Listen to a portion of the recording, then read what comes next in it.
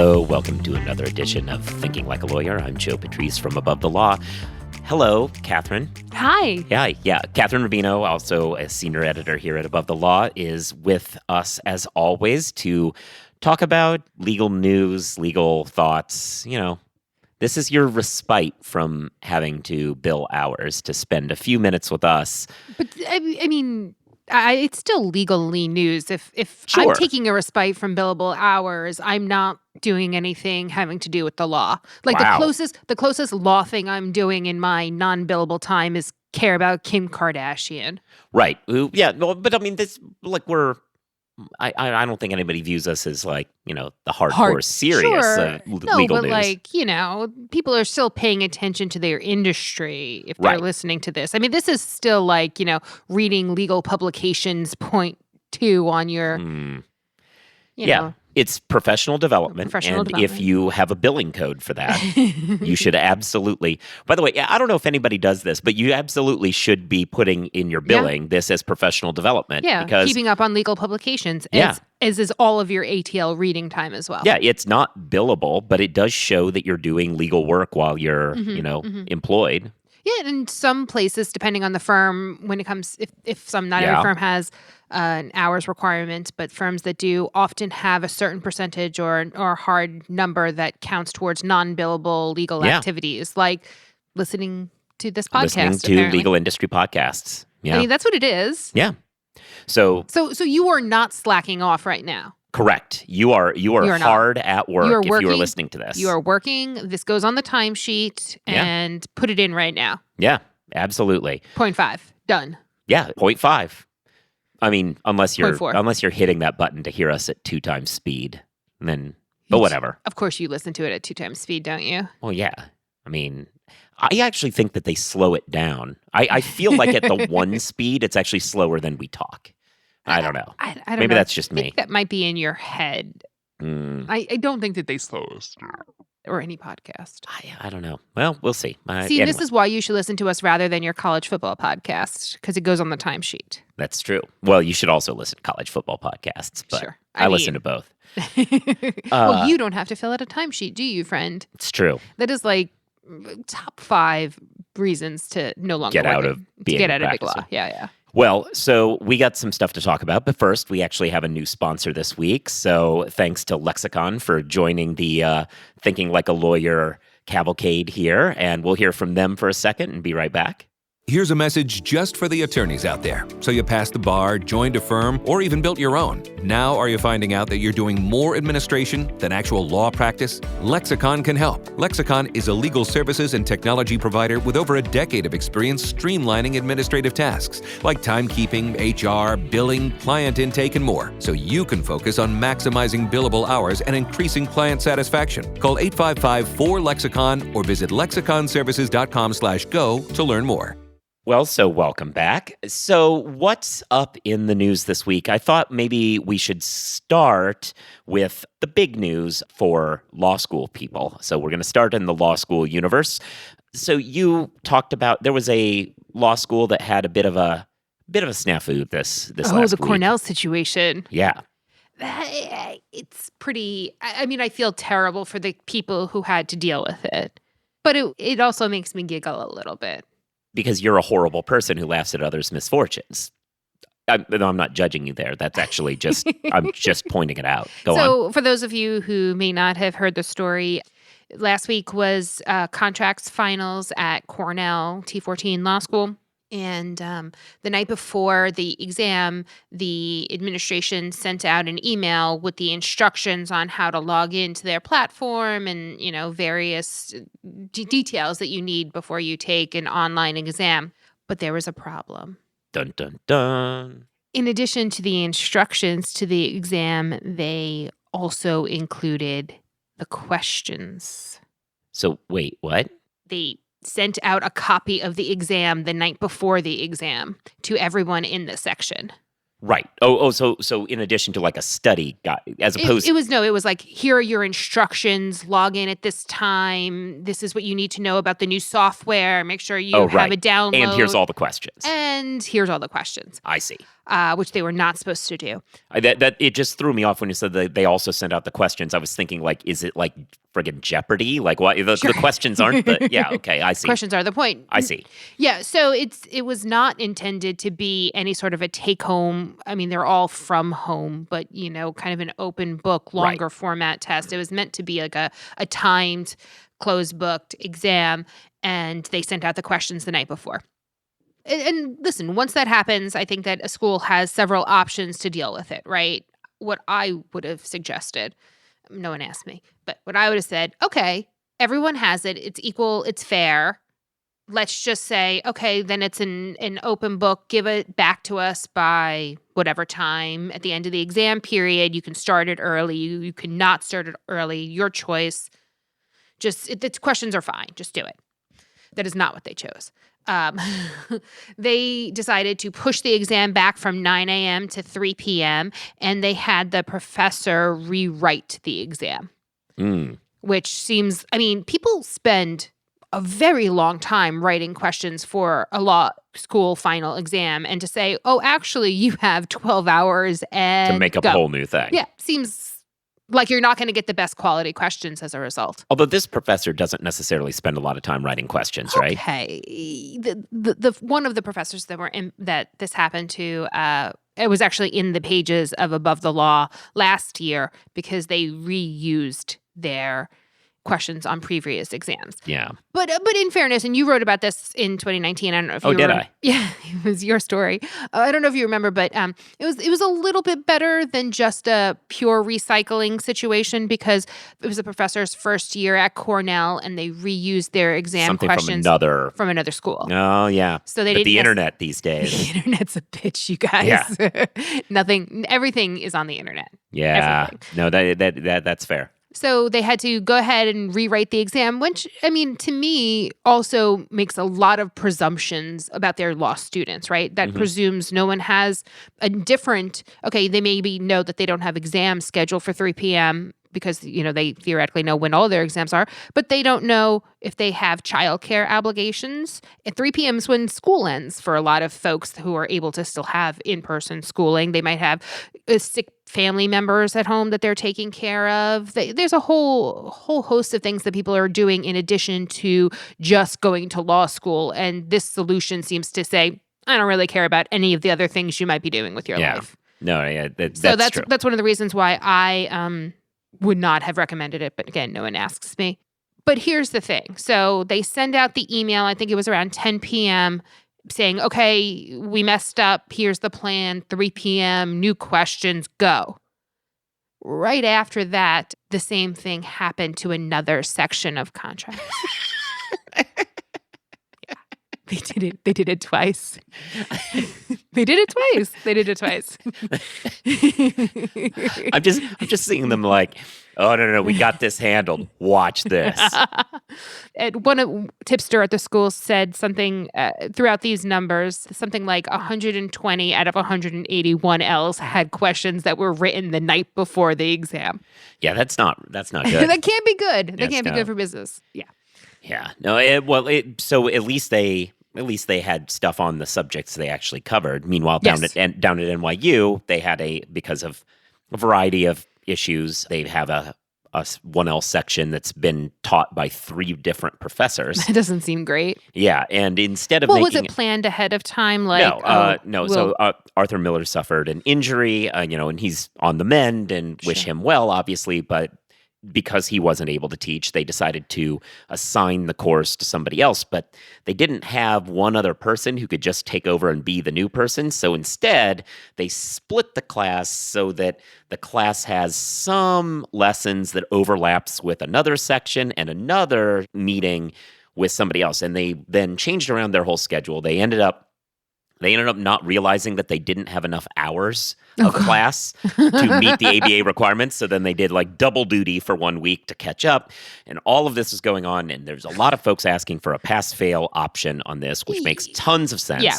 I mean, I had the same thing happen to me when I was a 1L at NYU. There was a family emergency. The professor couldn't be there. And so we got a new professor and they made it pass-fail. Makes sense. I actually heard from an old school graduate of NYU that apparently back in the 70s, this happened, and they gave a pass-fail for that too. It seems like pass-fail in these sorts of situations is exactly what it's built for. This is why we have this as an option. Right. Anyway, meanwhile, I have now been informed that the latest is they received their study guide for the final, and there's material on it that was not covered by any of the 3 professors. It just slipped through the cracks, apparently. Isn't there something like 3 strikes you're out? Like it's like 3 chances and to apparently cover the material. It's like collateral estoppel or something like that. Like something that should clearly have been covered. But it was one of those situations when there's 3 different people working and nobody knows So there's a whole material that's apparently going to be on the final that no one actually ever covered. These students are being told to, brush up on it themselves. So Are you for real? I mean, figure it out yourself is the answer? So, I mean, the TAs are going to be involved in helping them cover it. But it's an emergency last minute I guess. material. It's just problematic. And look, it's something they do need to know. Yeah. I feel like if you went to Civ Pro and didn't learn collateral estoppel, something went wrong. But it's true. Yeah. You really do need to know it. And you can't just depend on Barbary or Kaplan or whatever you're... Like, imagine if you're a lawyer who doesn't understand the very basics of how procedure works. You'd end up being like Sidney Powell in all I was these going to say, I feel like you're setting yourself up there. Yeah, no, yeah. I thought it might be an ad read, but it wasn't. It was better. No. It was a Sidney Powell joke. Yeah. Good job. Yeah, that was it. So... Anyway, that's what's going on there. So we're in finals meltdown season, apparently, at the law schools. I mean, I referred to it earlier when I said that you wrote about the professor earlier last year. This happens every year. Yeah. Every year. So if this is happening to you at your law school, well, first of all, you should tell Above the Law. We'll give some attention to it. Please. But secondly, just... Tips at abovethelaw.com. Yeah. But just understand it's awful, but it's bound to happen. Pass, yeah. This wheel will always land on somebody, and it's too bad it's happening to you, but it will be a funny story someday. My pass-fail, certainly, I joke about it now, years after the fact, but at the time it was super stressful because it wasn't clear we were going to get pass-fail, despite the fact that we have a new professor who had a very different philosophy on how the subject should be taught. And then we were told, but don't worry, the final's going to be done by the first professor. And it's like, no. So, yeah, it's a funny story now, but at the time it was super stressful. Sure. Hopefully that will end up that way for everybody else. Yeah, it was Civ Pro going on at NYU. What courses were at Contracts. Contracts, yeah. I mean, for me, it was my contracts class that was pass-fail. And if you work with contracts and don't use contract tools, you're missing a lot. Save time, make more money, and do a better job for your clients with Contract Tools by Paper Software. Contract Tools is the most powerful word add-in for working with contracts. Thousands of lawyers all over the world rely on Contract Tools every day for every kind of deal. Visit papersoftware.com to watch a demo and get a free trial. As a special offer to podcast listeners, use coupon code LTN2020 to get 1 month free. That's papersoftware.com and LTN2020. So, transitioning from law school, though it has law school tentacles to it. So, as someone who graduated from law school, what title do you like to give yourself? Esquire, I guess. Yeah. I mean, I don't really think of myself as having much of a title. And that's not even from law school. That's technically from being licensed. Right. But you don't call yourself a doctor. No, because I'm not a... Yeah. I don't think that I'm that important. You know who does call themselves doctor is Jenna Ellis, one of Trump's elite strike team lawyers, who it came out that she has a bio page at one of the schools that she teaches at, and it says Dr. Jenna Ellis, which made me think, so she must have some joint PhD, PhD or sure. something. Friends, she does not. She Oh. is just a lawyer who is, Wah, wah. see, you don't even need to make that sound anymore. We have it. There we go. So she calls herself doctor. This is obviously something that we don't do. It's technically, though, it is legal for us to call ourselves doctor, apparently. Yeah, well, sure. The ABA issued a resolution several years ago saying that people with JDs are technically doctors, so we can call ourselves doctor. But you shouldn't. But no, obviously shouldn't. not. It's dumb. People, and it's not to say that we don't do work that is as important as PhD work coming out of law school. That said, we didn't have to write a book. I was going to say it's a lot shorter is what it is. Well, the coursework works out to be basically the same in some ways. So this is part of the argument. You had a much different 3L year than I did. Yeah, fair enough. Well, that's a good point. Assuming 3L is a real year, which I don't think we should. I mean, I don't know why we would do that. If you assume 3L is a real year, the argument that the ABA made was that the coursework for a PhD is shorter, but then there's the dissertation writing. Meanwhile, law school is longer, but no dissertation, and it all evens out. I don't know as though that's true or fair, but even if it were. I mean, here's the thing, though. You don't want to be the person on the vanguard of being like, let's call lawyers doctors when you're a lawyer being called doctor, right? Yeah, Calling yourself doctor, right? That's not the appropriate place to do it. You just look like an ass. Yeah. Right? Like who the hell do you know how many lawyers there are in this country? A shit ton. You know what almost all of them don't do? Call themselves doctor unless they have a PhD or an MD as well as a JD. Exactly. Like those are the folks that do it. Well, and then Jenna, she calls herself doctor. We also received this week a delightful New York Times article digging into her legal career and her actual qualifications. So she, according to publicly released documents, has made something like $160,000 in billables just for Trump over the last couple of weeks. The New York Times asked some folks who'd worked with her in the past, hey, how did she become an expert? Did they say all these wonderful things about her? They did not. Oh. They, in fact, say that they're as shocked as anyone that anyone would ever hire this person, that she has no qualifications as far as anyone can tell, that her one job in the past she got let go from. Didn't go into a lot of details, though we have heard from some tipsters that it was not a happy ending for her at that job, that in fact she was fired for screwing up something fairly badly. Now, that's just rumor mongering, although one does wonder how you get fired from a job like that quickly if it's not something like that. Anyway, point is, everybody had a very, very dim view of her who had worked with her in the past. And her position at this religious school where she was calling herself doctor, she said that she's a constitutional scholar or whatever at this school. But do you know what she was actually doing? Because it's not a law school. She was teaching an undergrad class. She was the mock trial coach at the school. So she was described as like assistant director of forensics or something like that, but she was like the mock trial coach, and that's how she became a doctor, quote unquote.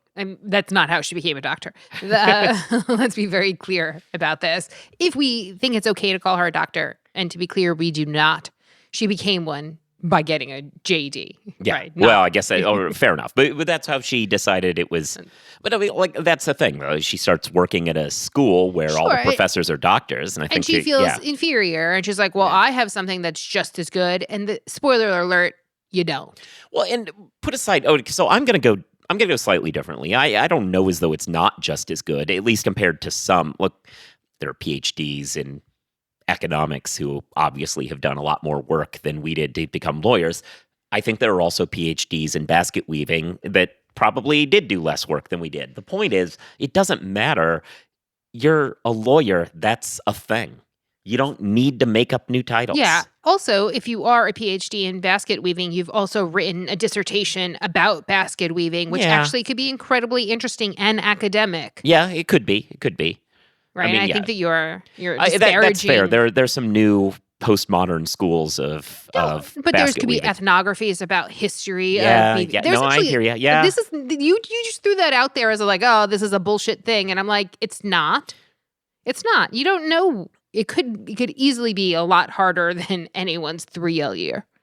Right. Yes. I mean, that's fair. I mean, but people who do clinics in their 3L year and stuff are actually doing they're real working. hard work. Yes. Right. Yes, they are working. They are not doing academic work. They are literally doing practical work. And that is actually the most valuable part potentially of a 3L year, is doing something like clinic work, but is the exact opposite of academic work. True. I'm just saying, like, if you're comparing workloads, I think that the amount of work you do in a clinic could easily be similar. Sure, and somebody could be working lots of hours at McDonald's, but that doesn't make them a doctor of McDonald's. Yeah. Right? I mean, there is a hamburger university that McDonald's runs, but still, go on. And I don't think they're giving out PhDs. My guess is there's some pun-filled actual thing they give out, and I don't know what it is. The point remains, calling yourself doctor has a very specific connotation about a certain amount of academic work, and working in a clinic your 3L year, while incredibly important, very valuable, probably makes you a better lawyer, doesn't make you a doctor. Yeah. I'm trying to see right now what the actual... Are you researching like Hamburglar you? Yeah, they get degrees in restaurant management from there, although I don't know what level it is. Anyway. Okay, it's not really. Fair enough. What? Look, it's the point is, don't call yourself doctor. I don't think we need to belabor it too much more. Yeah. But anyway, here's a question. Yeah. How have law firms weathered previous economic downturns and come out stronger on the other side? LexisNexis Interaction has released an in-depth global research report confronting the 2020 downturn, lessons learned during previous economic crises. Download your free copy at interaction.com/likealawyer to see tips, strategies, plans, and statistics from leaders who have been through this before and how they've reached success again. So... Ooh, Christmas. Yeah, I learned how to add coming. sounds. Yeah.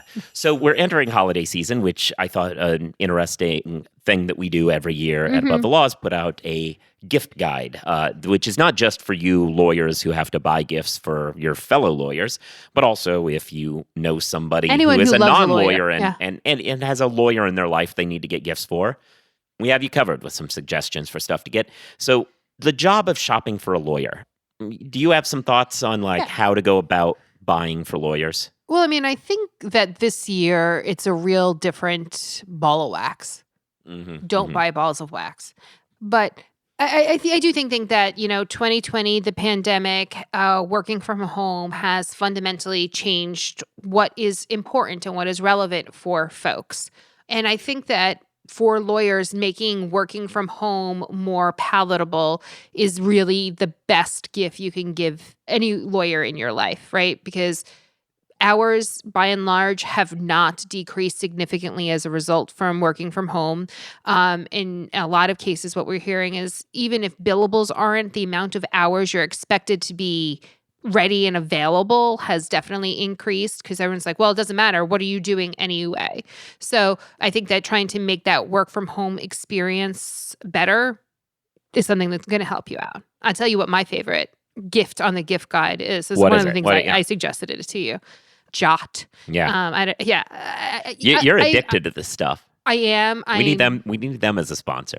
We should reach out to them because I proselytize about the power and benefit of Jot constantly. So it's to let people know. So it's an ultra concentrated coffee made in I believe Brooklyn, made in the US, but like very ultra concentrated. Comes into your house very well packaged, very cutely packaged in these little glass bottles. You put a tablespoon of it in with 8 ounces of milk or water or whatever, and then you can make your coffee to your heart's content. It is by far the best, easiest way to make iced coffee in particular. You can also heat it up if you have hot water, hot milk, or whatever. But I personally love iced coffee. All the people in my life that I have made one for or suggested it to you that have gone on to buy it are now on the subscription plan where I get 2 bottles sent to my house every month. I've told my circle of friends repeatedly that this is one of those things that really increased my quality of life in 2020. Going to the coffee shop is not as viable as an everyday sort of a thing anymore, just because of trying to reduce my contacts, whatever. But the flavor of this really feels like you've gone. I know I sound Yeah. like an ad. I promise you, it's that. Yeah. I just like it. Yeah. So on that note, Mhm. I'm not as huge a coffee person as you are, but my Yeah. favorite thing on the gift guide are these mugs that you can control from your phone. Ember, they're called. They're mugs that heat the stuff in them and keep it at a certain Oh, temperature. that's cool. Yeah. So Yeah, I like iced coffee. So but it yeah. never cools down, and you can use your phone. It's connected like a Bluetooth thing. You can use your phone to be like, I want the drink to be at 100 and whatever, and Oh, it that's will a just great hold idea. it that. Yeah. So I think that's a Yeah. nice one, especially if you're sitting around. Another one that we added to the list were this kind of mini fridge. It's about the size of a lunchbox, sort of, a little bit bigger than the lunchbox. You could carry it around easily, but it plugs in. And it can actually heat or cool, so it can keep like warm things Soup, warm. yeah. But yeah, no, like if you're assuming you're not in a tiny enough place that your kitchen is your office, if you're in a home office sort of situation, it's nice. You can have drinks and stuff like sitting right next to you, kept cold. Yeah, I thought it was a really, really cool idea. I think that it is too. And I will say, when I worked at a big law office, my office mate and I each had our own personal fridges that we kept in the office because, well, we used to get like Seamless. Like if you were working late, you could, order Seamless and would get extra drinks and keep them cold in our office without having to worry about anybody else drinking them. And I just think that's like a really great thing. And I will also say their mini fridges are also experiencing a surge of popularity at the moment as beauty fridges. Spoiler, they're the same thing as any kind of a portable little mini fridge, but to Like keep to certain put makeup in and stuff? skincare. Okay. So like certain serums. You said that so condescendingly, like there's some different thing. Like, Well, like serums and stuff like that maybe should be cold to help like reduce puffiness or that kind of sorry, I was like touching my face. But that kind of thing, they're also experiencing a resurgence for that purpose. And they come in a ton of cute colors. You can get them in like aqua or pink. It's really cute. yeah. I'm actually thinking about buying a couple of those. No, not for my house. Yeah. My nieces are really they're in that Okay. kind of pre-teeny, almost a teenager-y sort of Mhm. worldview. And I feel like that's like a make your room your castle kind of a, I don't know. It's like a ball or ant move. That's fair. But when you said buying a couple, I was like, or just use your regular refrigerators. You know, Sure. you don't need to keep buying a bunch of these. I mean, I'm not, now it sounds like I'm dissing on a thing I put myself on the gift guide. It is good, but I think people only need one. Well, I mean, it also depends, I guess, what you're using them for, right? If you're using them as a makeup fridge, you have one in your bathroom so that do it like as you're doing your nightly or morning routine so that you can use it. And I right guess if there. you want something hot and cold, Right, like, those would yeah, be different then, purposes. Yeah. I'll tell you the other thing that on this kind of self-care kind of tip that I think is Sure. also super useful for any lawyer in your life. Our sister site, Fashionista, did a publication of the best working from home outfits. And I think that doing like luxury loungewear is a great idea. I didn't see this. Yeah, we posted it at Above the Law. But there's a couple of brands that have really kind of come up. They're sustainably made. They're, made in the USA. Sloan is one of them. Ileana, and I can't remember the other ones. Anyway, the point is that luxury work from home stuff, the kind of stuff where you can appear on a last minute Zoom if you need to, but also Nice. maybe, Be comfortable. Yeah, you don't have like, a button digging into your waist, and it's made out of high quality soft materials. Well, so if people need to find this, we'll put this in the gift guide too, like a link to the link to it, original yeah. Fashionista piece. Yeah. Yeah, Everlane is another one of those. Yeah. Yeah, if people have suggestions also, always feel free to email us at tips@abovelaw.com. We can't necessarily get everything into the gift guide every year, but throughout the year, send this stuff so that it's on our radar at least. So we'll try and get stuff in because, people have to buy for lawyers. And this is Backbeat Rags is the other one. Okay. Really cute. Fair. I will, if you're looking for co-hosts in your life, Backbeat Rags. I'm just saying. I'm not. No, actually, that's not true. I do need to get Ellie something. So, with all that I'm said, not sure it's his style. yeah. With all that said, I think we're done. So, Thanks, everybody, for listening. I hope you're all subscribed to the show. That certainly helps us out. Also, give us some reviews. Write something instead of just giving stars, because that helps. Recently, I've learned that we've been getting bad reviews because we talk about the bar exam too much. And I'm like, well, look, important. I would be happy to talk about anything else, but 2020 has been a nonstop car crash of bar exam lots news. of really bad things have happened with the bar exam this year. I mean, look, let's just all hope that in 2021 we don't have to talk about the bar exam as much, but I'm afraid we might still. Most years it's just like the bar exam happened. Here's the pass-fail rate. Anyway, so if you're out there and you appreciated our bar exam coverage, feel free to definitely log on and write us some reviews about how awesome that was. So you should be reading above the law. Obviously, you should follow us on social media. I'm at Joseph Patrice. She's at Kathryn1, the numeral 1 on Twitter. You should be listening to the Jabot, which is Kathryn's show. You should also listen to the Legal Tech Week roundtable of legal tech reporters, which I participate in. You should listen to the other offerings from the Legal Talk Network. Thank you to our new sponsor, Lexicon, and also to, of course, LexisNexis and Paper Software. Check those out. And with all of that said, I think we are done. I think I've said everything normally. Yeah, there you go. Okay, cool. Talk to everybody later.